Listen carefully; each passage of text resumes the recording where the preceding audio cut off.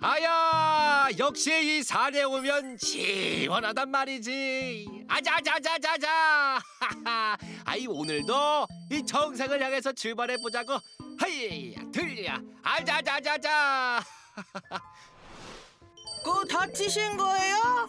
에헤이, 무슨 다치긴. 내가 얼마나 튼튼한데. 이게 고질병이라 그래요. 이 지난번 발목을 조금 삐끗했는데 집에 가가지고 냉찜질 조금만 하면 거뜬해집니다요. 아이 괜찮아. 이거 봐봐. 아니, 건강하려고 등산한다면서 또 삐끗하고 심지어 엄청 부었네. 안 그래도 이 발목 삐끗한 걸 참고 이거 지냈더니 아야, 요즘에 이 경사진곳 올라가기가 힘들더라고. 각도가 안 나와, 각도가. 아이고. 오르막길 내리막길 오르내리기 힘들다고 하더니 쪼그려 앉는 것도 힘들다고 했잖아요. 안 되겠네, 병원 갑시다. 에헤이, 내가 병원 말하지 말랬잖아. 찜질하면 그만 낫는다니까. 그 얼음 갖고 와, 얼음. 이 양반이 또 참으려고 하네. 검사부터 받아보자고요. 너무 오래 방치를 하셨네요. 발목 관절염까지 진행이 된 상황입니다. 발목 고정술을 할 수도 있는데, 야, 이 우선 검사를 더 해보자고요. 아이 무릎에 하는 것처럼 인공 관절술 막 이런 것도 있던데 그건 안 돼요? 발목이 많이 틀어져 있어요. 인공 관절술은 어렵습니다. 6개월 전 발목을 삐끗한 뒤 제대로 치료를 받지 않아 발목 관절염이 생긴 50대 남성의 사연이었습니다. 오늘 활기찬 클리닉에서는 발목 관절염과 발목 고정술에 대해서 알아보겠습니다. 여러분의 활력 넘치는 인생을 위해 활기찬 클리닉 함께 하시죠. 네, 오늘은 발목 관절염과 발목 고정술에 대해서 알아볼 텐데요. 박은수 원장님 모셨습니다. 어서 오세요. 네, 안녕하세요, 원장님. 반갑습니다. 반갑습니다. 사연에서 절뚝절뚝 거리면서 등산을 하고 계셨어요. 네. 저는 류마티스 관절염은 좀 들어봤는데 네. 오늘 살펴볼 발목 관절염은 또 처음 듣거든요. 네. 어떤 질병인지 설명해 주세요. 네, 우리가 많이 듣는 건 무릎 관절염이 제일 많이 듣는 내용이잖아요. 네, 우리가 몸에서 움직일 수 있는 부분들은 다 관절이라고 보시면 되고 발목도 움직이는 곳이기 때문에 여기에 연골이 많이 닳거나 손상을 입었을 때는 발목 관절염이 생길 수 있습니다. 네. 주로 이제 자주 발목을 삐끗하시는 분들이나 또는 골절을 한번 겪으셨던 분들이 관절염으로 진행되는 경우가 좀 더 많아요. 그렇군요. 그래서 잘 못 들어보셨을 수도 있어요. 네.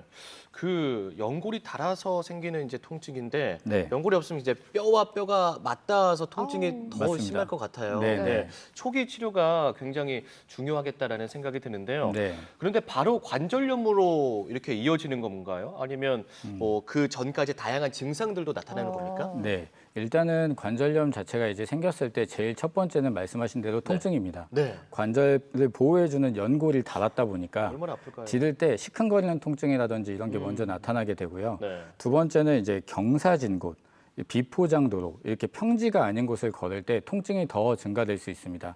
그래서 오히려 삐끗삐끗하는 경우에 깜짝 놀라면서 이런 통증들이 자꾸 생길 수 있고요. 네네. 그다음에 이 관절염이 진행되게 되면 뼈가 자라나게 됩니다. 네. 그래서 관절의 움직임이 제한이 되기 때문에 네. 쪼그려 앉기나 앞서 사연에서 나온 것처럼 그런 등산의 경사진 곳이 네. 점점점 더 불편하게 느껴지실 수 있습니다. 그렇군요. 네. 그렇다면 앞서서도 발목 부상을 자주 당하는 사람에게 생길 수 있다라고 네. 말씀해 주셨잖아요. 네. 그럼 또 골절이 됐던 경험이 있는 사람이나 이렇게 발목에 부상을 자주 당하는 사람들은 모두 네. 다 이렇게 관절염으로 진행이 되는 걸까요? 아닙니다. 모두 다는 아니에요. 그래서 우리가 사실 살면서 한 번쯤 발목은 삐끗하잖아요. 그럼요. 하죠. 네, 그런 분들이 다 관절염이 생기는 건 아닙니다. 만약에 이제 병원에 갔을 때 염좌라고 얘기를 들으셨던 분들은 걱정 안 하셔도 돼요. 네. 근데 이제 진료를 받았을 때 인대를 다쳤다라고 할 경우에는 대부분 반깁스를 좀 하게 됩니다. 네네네. 근데 저희가 진료를 보다 보면 환자분들이 한 일주일 지나서 다들 푸르세요. 아, 이게 거슬리고 네. 귀찮고 네. 이게 일상생활 하는데 조금 불편하잖아요. 맞습니다. 그래서 한 2, 3주 정도 고정을 해야 될 정도의 손상을 입으신 분들이 네. 실제로 그 전에 풀르시는 분들이 생각보다 많고 그랬을 때 인대는 이제 뼈를 잡아주는 역할을 하는 앤데 네. 그게 제대로 잡아주지 못하게 낫는 거죠. 그래서 만약에 잠깐 모형을 보여드리면 보시면 네. 이렇게만 움직여야 되는데 인대가 제대로 못 잡아주니까 과격하게 표현해서 이렇게 달아버리는 거예요. 어우. 네. 왜 더 빨리 달리는지 알겠죠? 네. 네. 네. 이래서 인대 손상이 크셨던 분들은 관리가 제대로 안 되면 연골이 빨리 닿는 거고요. 골절이 되셨던 분들도 만약에 조금 실금이 갔거나 경미한 부상일 경우에는 문제가 되지 않습니다. 아, 네. 하지만 앞서 말한 대로 움직이는 부위가 많이 으깨졌거나 깨졌었던 분들은 낫는 과정에서도 거기가 잘 낫지 않을 수 있기 때문에 관절염이 될 수는 있습니다.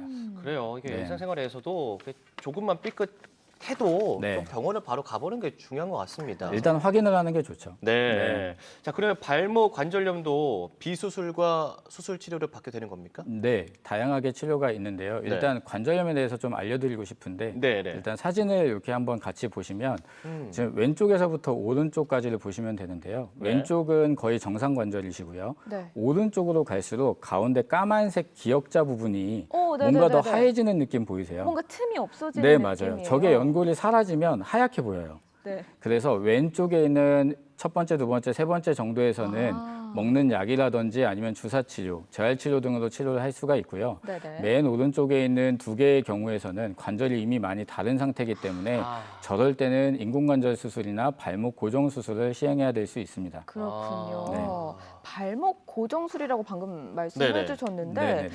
발목을 아예 움직이지 못하게 뭔가 딱 잡는 듯한 느낌이 들기도 하고 네. 많이들 생소하실 것 같아요. 좀 더 자세하게 설명해 주시죠. 네, 일단은 대부분 환자들이 오셔서 질문하시는 게 관절염이면 인공관절하면 안 돼요? 라는 질문을 항상 많이 하세요. 네, 네. 근데 물론 발목도 인공관절을 할 수는 있지만 실제적으로 인공관절보다 발목 고정술을 하시는 분들이 훨씬 더 많습니다.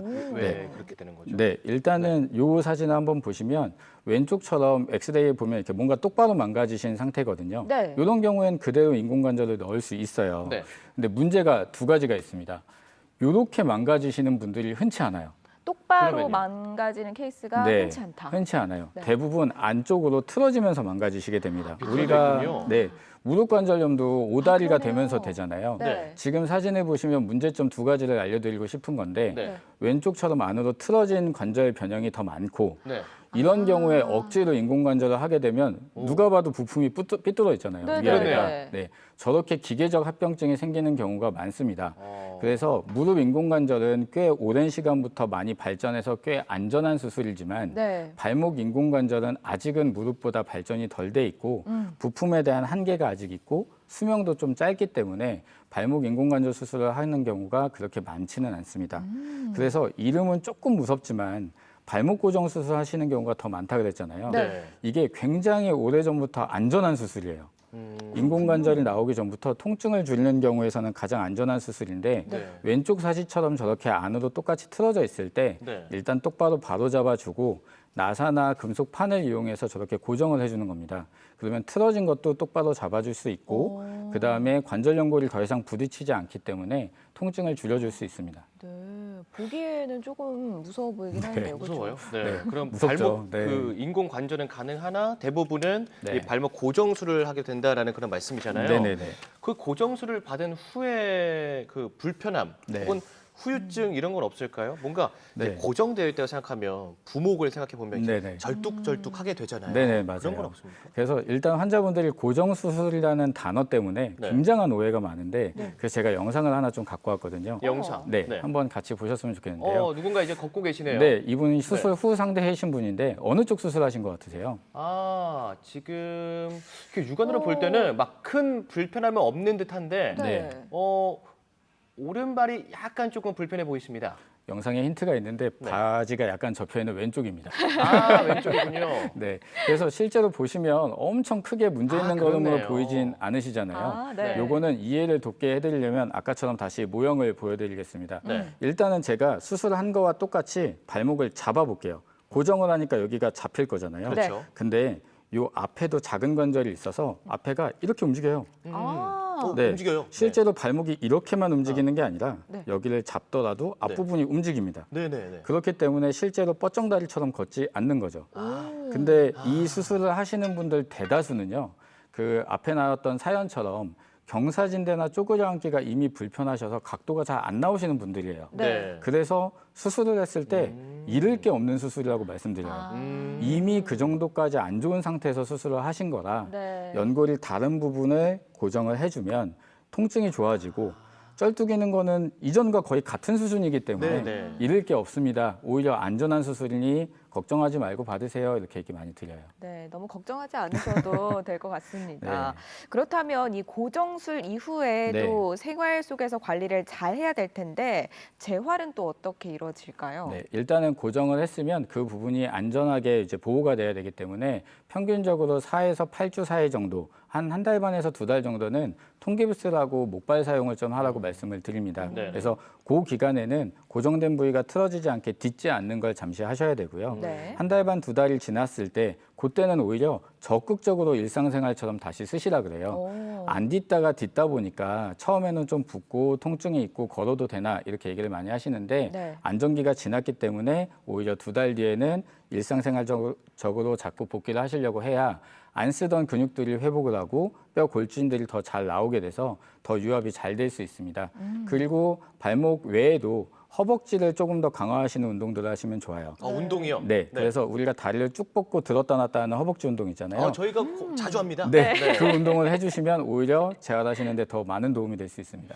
혹시 그 말씀 이어서 네. 조금 더 가보자면 네. 관절염을 진짜 좀 발목 관절염을 좀 예방할 수 있는 네. 그런 게 좀 있을까요? 아니면 좀 조심해야 하는 그런 부분? 네. 음. 제가 관절염이 조금 보이시는 분들한테 네. 그 대부분 나이가 있으시니까 네네. 하지 말라고 하는 운동이 딱 하나 있는데요. 하지 말라. 네, 예.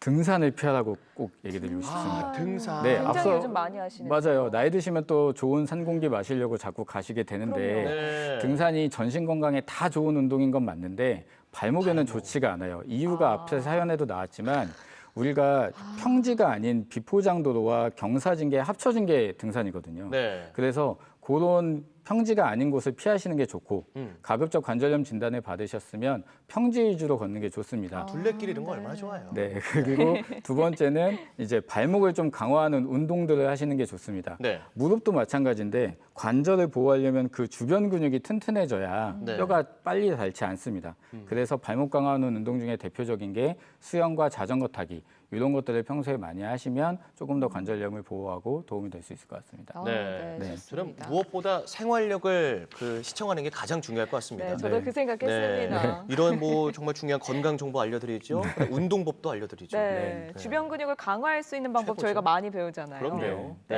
네.